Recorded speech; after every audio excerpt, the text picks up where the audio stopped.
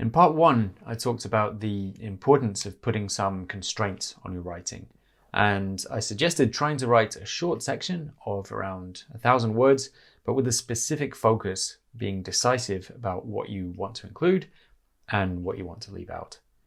So, assuming you've tried this, obviously 1,000 words isn't enough. You need to expand upon what you've written, and at some point you'll probably need to edit what you've already got.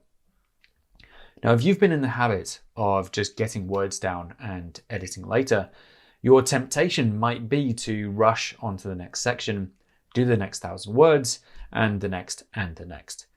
But there's a vital step that so many people miss if all they think about is producing more. And that vital step is simply to pause for a moment and read what you've already got. If you want to get better at anything, there has to be some kind of feedback cycle where you make an attempt, you assess it in some way, and you modify it. You try to do better. Now, with something like writing, where there are so many variables, it's difficult to know what to change to improve your writing, and a lot of people find it quite stressful. They get caught in self-doubt, which is mistaken for perfectionism, which is not the same thing, and they just carry on writing to avoid the problem. But this stress is actually a useful signal because it's exposing a gap in your skills. If you can't read, evaluate, and edit 1,000 words, there's absolutely no way you can read, evaluate, and edit tens of thousands of words, especially if you try to do that under the pressure of an approaching deadline. But if you practice regularly on a small scale, you can gradually build up the skill and confidence to edit your work. And if you get good at editing on a small scale, you can start to make decisions and adjustments as you write, ending up with a pretty good first draft that doesn't require massive changes to be submittable.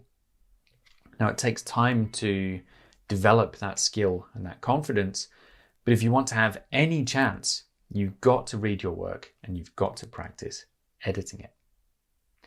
So as I said, there are a lot of variables in writing.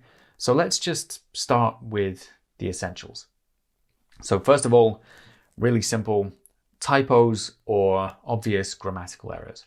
These are often quite difficult to spot in your own writing, especially if you end up scanning the text quite quickly.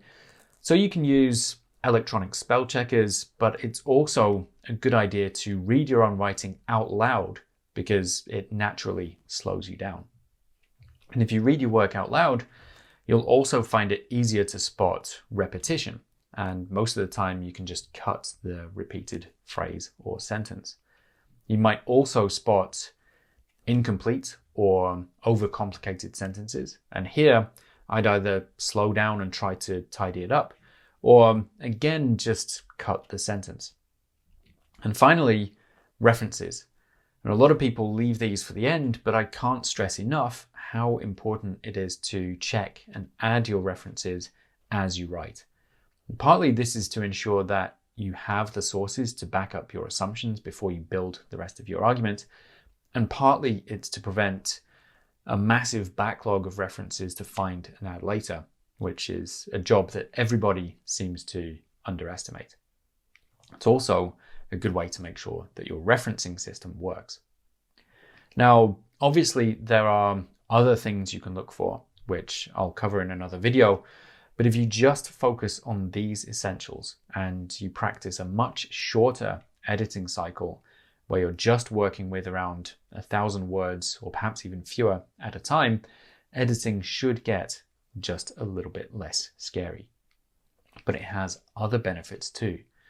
One is that it gets you into the habit of finishing sections of your work, or at least getting them into a submittable state instead of developing the habit of leaving them for later.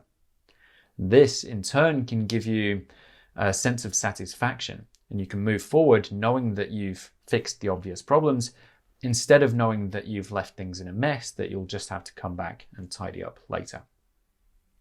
Another benefit is that it helps you to remember what you've already written. And sometimes I'll speak to students who've been working on a chapter or a paper or a proposal for several months, but have never looked back at their work.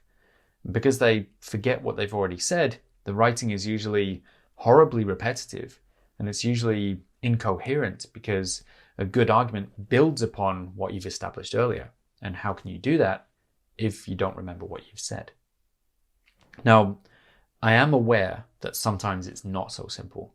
And I'm aware that for some people, the stress and the fear around writing has built up so much that it's hard to think clearly. And even if you simplify and try and read and edit on a small scale, it can feel overwhelming. In that case, writing more in a panic probably isn't going to help. You need to try to find a way to reduce the anxiety to the point where you can engage calmly with the work. And if that's the case for you, check out this video, but also maybe consider getting some help from a therapist to deal with the underlying fear. So I'll be back soon with part 3, but in the meantime, check out my website at PhD Academy for more tips and details of what I do. And there you can subscribe to the email list so I can let you know when part 3 is available. So that's it from me. Best of luck, and I'll see you next time.